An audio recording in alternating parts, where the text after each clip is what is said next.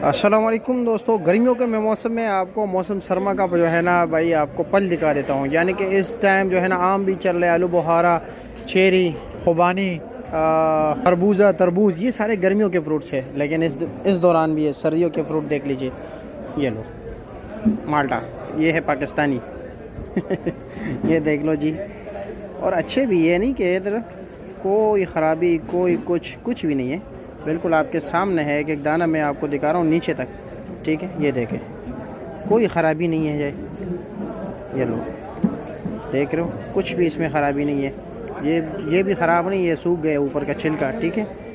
हाँ, और इसमें जो दानों की तादाद है, ये पाकिस्तानी माल्टा है 1 स्लेट माल्टा जो है ये सबसे आखिर में आता है। लेकिन फिर भी इन दिनों की बात नहीं कर रहा हूँ, माल्टों में मौसम सरमा में सबसे आखिर में आते हैं। इस तरह बढ़ती है, मतलब कोई गिने चुने दाने नहीं है। और क्या रेट है इसका? 2300 रुपये रेट है इसका जी। 2300 रुपया, 2300 रुपये।